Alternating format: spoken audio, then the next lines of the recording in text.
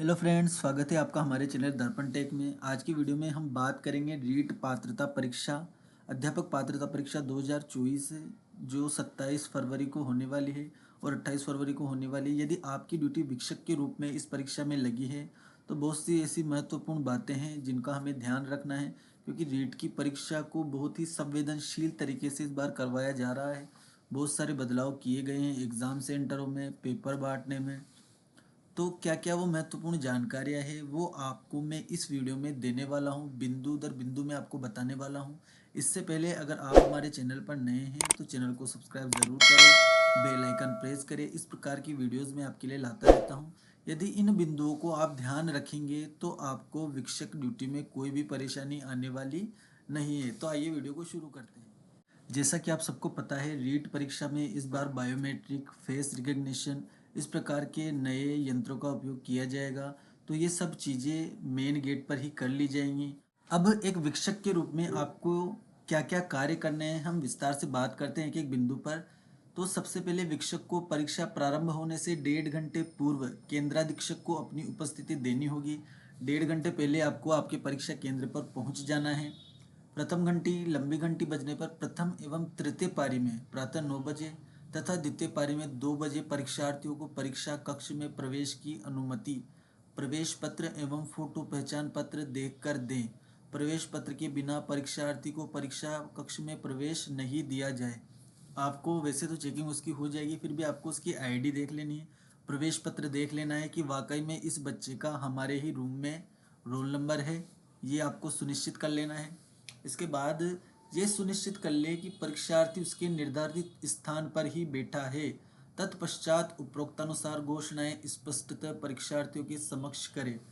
तो सबसे मुख्य बात यहाँ पर यही है साथियों कि हम ये सुनिश्चित कर ले कि परीक्षार्थी उसके निर्धारित स्थान पर बैठा है, जो रोल नंबर उसके टेबल पर लगे हुए हैं और जो उसके प्रवेश पत्र में अंकित है, क्या वो उसी सीट पर बैठा है। ये सबसे बड़ी जिम्मेदारी यहाँ पर हमारी रहने वाली है कि बच्चा सही स्थान पर बैठ जाए। अब इसके बाद मैं बात करूँ तो इस बार परीक्षा पत्रों का और ओएमआर शीट का थोड़ा सा डिफरेंस है मामला।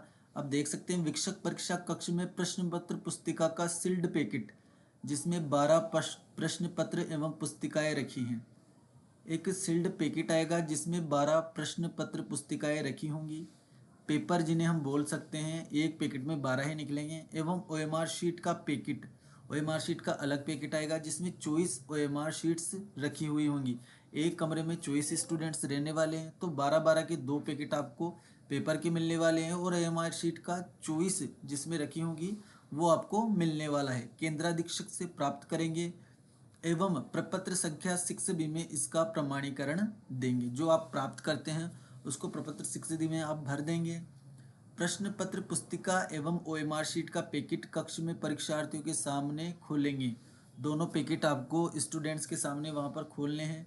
12 प्रश्न पत्र पुस्तिका के पैकेट को खोलने के बाद उसमें पारदर्शी पॉलीपैक में रखी प्रश्न पत्र पुस्तिका परीक्षार्थी को दी जाएगी। अब यहाँ पर 12 पेपर का एक पैकेट रहने वाला है। इसको खोलने के बाद इसमें एक पारदर्शी पॉलीपैक में रखा हुआ पेपर हमें नजर आएगा। ये परीक्षार्थी को हमें देना है। शिक्षक को इस पॉलीपैक को नहीं खोलना है। ये पॉलीपैक बिल्कुल पारदर्शी होगा। और पॉलीपैक परीक्षार्थी भी कब खोलेगा? जब परीक्षा प्रारंभ के समय, यानी कि जब परीक्षा स्टार्ट होने का समय हो जाएगा, घंटा बज जाएगा, तभी परीक्षार्थी को उसको ओपन करना है। ये पारदर्शी पैकेट परीक्षार्थियों को क्रमानुसार वितरित करें एवं परीक्षार्थियों को इसमें अंकित निर्देशों को पढ़ने के लिए कहें। एक क्रमानुसार ही इसको वितरित करना है और परीक्षार्थियों को हमें निर्देशित कर देना है कि इसके ऊपर जो दिशा निर्देश दिए गए हैं उनको पढ़ लें। पैकेट, पेपर का पैकेट जो होगा उसको हम खोलेंगे, उसमें पॉलीथीन में पैक हमें पेपर मिलेगा। उस पॉलीथीन को हमें नहीं खोलना है। पॉलीथीन में पैक पेपर ही सभी परीक्षार्थियों को हमें बांट देना है और परीक्षार्थियों को परीक्षा प्रारंभ होने के समय उनको ओपन कर लेना है। अब हम बात करते हैं ओएमआर शीट की। तो ओएमआर शीट्स का लिफाफा पैकेट शिक्षक द्वारा परीक्षा कक्ष में सभी परीक्षार्थियों के सामने खोला जाएगा। यह भी हमें परीक्षार्थियों के सामने खोलना है तथा ओएमआर शीट्स क्रमानुसार परीक्षार्थियों को वितरित की जाएगी। जिस क्रम में आपने पेपर वितरित किए हैं उसी क्रम में आपको ओएमआर शीट भी वितरित करनी होगी। पिछली बार क्या होता था, एक ही पेपर में ओएमआर शीट बीच में फंसी हुई होती थी और पेपर भी उसी में होता था। इस बार पेपर अलग है और ओएमआर अलग है, तो थोड़ी सी सावधानी यहाँ पर हमें बरतनी होगी सभी शिक्षकों को। और दूसरी बात मैं आपको बता दूं, जब लिफाफे को ओपन किया जाता है, काटा जाता है, तो कई बार ऐसा होता है ओमार शीट्स भी कट जाती है। तो आप इसका विशेष रूप से ध्यान रखिए, सावधानी पूर्वक इस लिफाफे को कट करें कि ओएमआर शीट को और पेपर को किसी प्रकार का नुकसान नहीं पहुंचे, वरना हमारे लिए थोड़ी समस्या यहाँ पर खड़ी हो सकती है। इसके बाद हम बात करें तो ये सुनिश्चित कर लें कि परीक्षार्थी के पास प्रवेश पत्र, काला नीला बॉल पेन, मान्य पहचान पत्र एवं इसकी स्व प्रमाणित छाया प्रति के अतिरिक्त अन्य कोई सामग्री यथा मोबाइल, ब्लूटूथ, पेजर या अन्य कोई भी इलेक्ट्रॉनिक उपकरण, घड़ी, चेन, अंगूठी, नेकलेस, कान के tops, locket, purse, handbag, diary इत्यादि वर्जित कोई अन्य सामग्री न हो। ऐसी सामग्री परीक्षा कक्ष में पाए जाने पर अनुचित साधन अपनाने की कार्यवाही मानी जाएगी। वैसे तो ये सब चीज़ें गेट पर ही चेक कर ली जाएगी, फिर भी भूलवश अगर कोई आ जाता है इस प्रकार का, तो हमें उसको रोक लेना है, हमें उसे अंदर बिठाना नहीं है।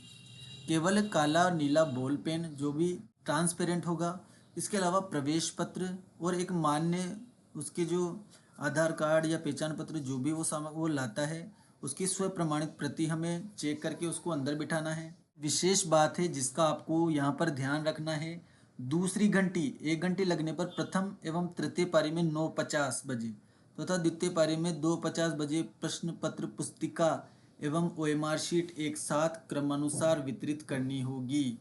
इस बात का आप ध्यान रखिए 9:50 पर और दूसरी पारी में 2:50 पर, यानी कि 10 बजने से 10 मिनट पहले ओएमआर और प्रश्न पत्र आपको क्रमानुसार वितरित करने होंगे। यदि कोई परीक्षार्थी अनुपस्थित है तो उसकी डेस्क पर भी इन दोनों को रखना है, लेकिन परीक्षा प्रारंभ होने के 10 मिनट के भीतर अनुपस्थित रहने वाले परीक्षार्थियों की प्रश्न पत्र पुस्तिका एवं ओएमआर शीट उठा ले।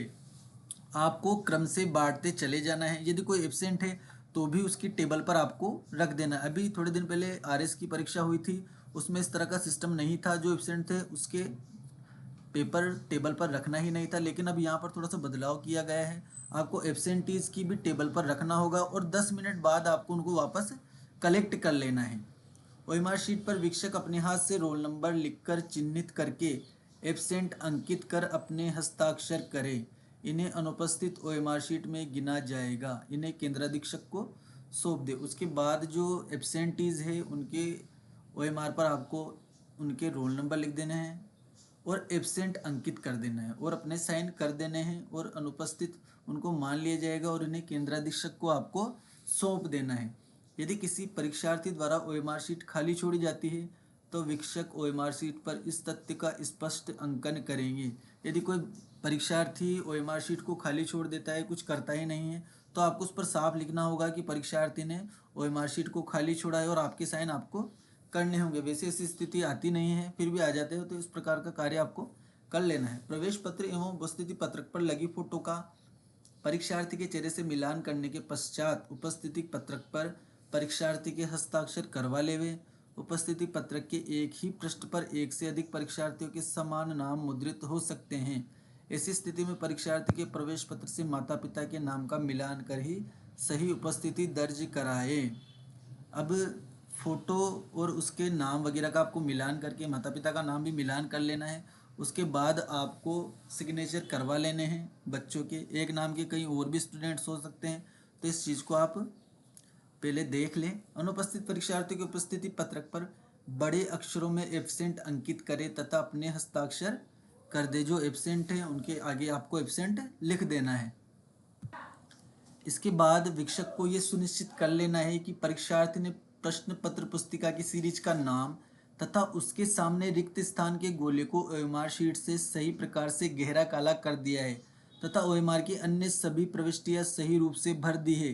तभी आपको ओएमआर शीट पर निर्दिष्ट स्थान पर अपने हस्ताक्षर करने हैं। जब आप ओएमआर शीट को चेक कर ले, आप अच्छे से संतुष्ट हो जाए कि सभी गोले काले हो गए हैं, रोल नंबर वगैरह सब भर दिए हैं, उसी के बाद आपको साइन करना है। दोषयुक्त फटी या प्रश्न पत्र पुस्तिका ओएमआर शीट को यदि आवश्यक हो तो केंद्र पर्यवेक्षक के माध्यम से दूसरी प्रश्न पत्र पुस्तिका ओएमआर शीट मंगवाकर दोनों बदल दे, मगर ये कार्य किसी भी स्थिति में 5 मिनट पश्चात न करे।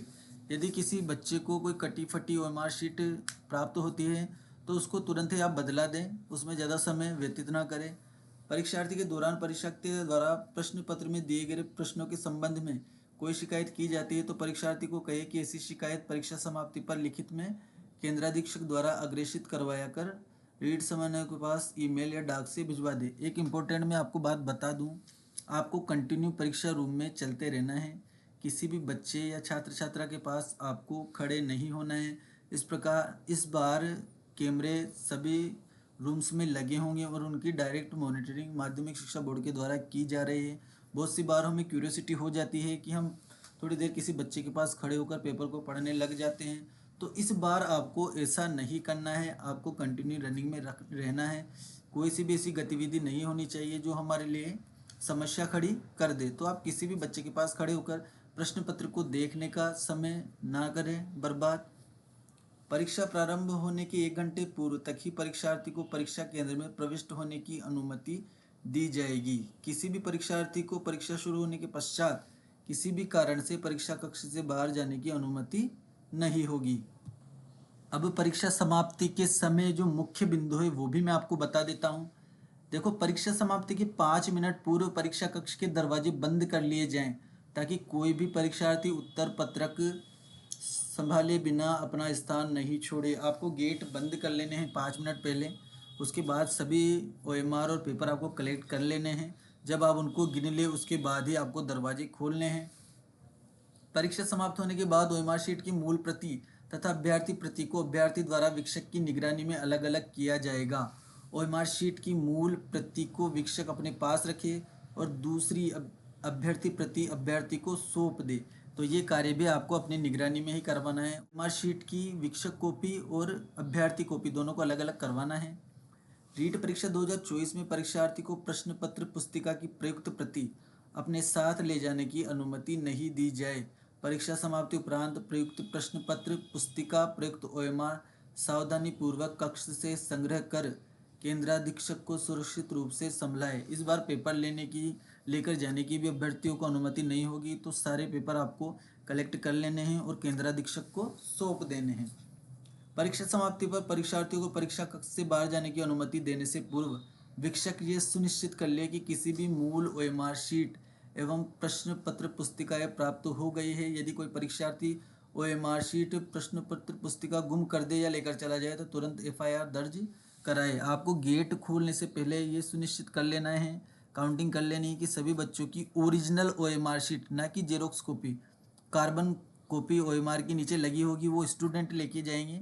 आपको ये सुनिश्चित कर लेना है कि सभी ओरिजिनल आपके पास आ गई हैं और उनकी कार्बन कॉपी स्टूडेंट्स ने रख ली है। यदि ऐसा नहीं होता है, कोई लेकर चला जाता है, तो आपको तुरंत FIR करवा देनी है। उपस्थित एवं अनुपस्थित परीक्षार्थियों के OMR शीट पृथक पृथक केंद्राधीक्षक को संभलवाए। किसी भी परीक्षार्थी को परीक्षा अवधि समाप्ति पूर्व परीक्षा कक्ष छोड़ने की अनुमति नहीं दी जाए। विशेष आकस्मिक परिस्थिति होने पर केंद्राधीक्षक से निर्देश प्राप्त करें। परीक्षार्थी से प्रवेश पत्र की कार्यालय प्रति तथा उसके मान्य फोटो पहचान पत्र की स्व प्रमाणित प्रति प्राप्त करें तथा इन्हें पिनअप करके क्रमवार जमा कर केंद्राधीक्षक के पास जमा कराएं। प्रवेश पत्र जो बच्चों का आएगा उसके नीचे एक अलग से प्रवेश पत्र आएगा जिस पर फोटो लगा होगा, उसको आपको फाड़ कर अलग कर लेना है। इसके अलावा जो जेरोक्स वो लेकर आएंगे उन दोनों को आपको पिंच कर लेना है और वो सभी आपको सुपरवाइजर को आपके केंद्राधीक्षक को जमा करवा देने हैं। इसके अलावा सबसे पहले जब आप बच्चों को बिठा दे, पेपर बांट दे, तो एक घोषणा आप जरूर कर दे कि परीक्षार्थी अपने केंद्र का नाम व कोड संख्या का अपने प्रवेश पत्र से मिलान कर लें। परीक्षार्थी सुनिश्चित कर ले कि वो अपने निर्धारित स्थान पर ही बैठे। एक बार घोषणा के रूप में आप इनको बता दें सभी अभ्यर्थियों को कि आप परीक्षा कोड का और केंद्र कोड का मिलान कर ले और ये सुनिश्चित कर ले कि वो निर्धारित स्थान पर ही बैठे हैं। परीक्षार्थी प्रश्न पत्र पुस्तिका एवं मार्कशीट में दिए गए समस्त निर्देशों को सावधानी पूर्वक अध्ययन कर लें और प्रश्न पत्र की पेपर सील प्रथम एवं तृतीय पारी में 9:55 AM तथा द्वितीय पारी में 2:55 PM पर प्रतीक्षा प्रारंभ होने की 2 घंटे लगने पर ही खोले। यदि कोई त्रुटिपूर्ण मिलती है तो उसे 5 मिनट में ही बदला लेवाएं। इसके बाद कोई प्रार्थना पत्र स्वीकार नहीं किया जाएगा। इस प्रकार आपको उनको थोड़े से दिशा निर्देश दे देने हैं, घोषणाएं कर देनी है ताकि अभ्यर्थी भी थोड़े से सतर्क हो जाए और एक बार अच्छे से जांच लें और पूरी एंट्रीज वो सही करे। उसके बाद हम भी एंट्रीज में कुछ कर नहीं सकते हैं। यदि किसी ने गलत एंट्री कर दी है तो ना तो उसमें शिक्षक कुछ कर सकता है ना वो अभ्यर्थी कुछ कर सकता है। तो ये सामान्य दिशा निर्देश एक शिक्षक के लिए बहुत ही आवश्यक है परीक्षा को सफलतापूर्वक संपन्न करवाने के लिए। तो मैंने आपको जानकारी देने की कोशिश की। वीडियो अगर पसंद आया हो तो वीडियो को लाइक करें, कमेंट करके आप ज़रूर बताएं कि क्या इसमें और सुधार हो सकते हैं, किन किन बातों का हम और ध्यान रख सकते हैं। चैनल को सब्सक्राइब करना ना भूलें। धन्यवाद।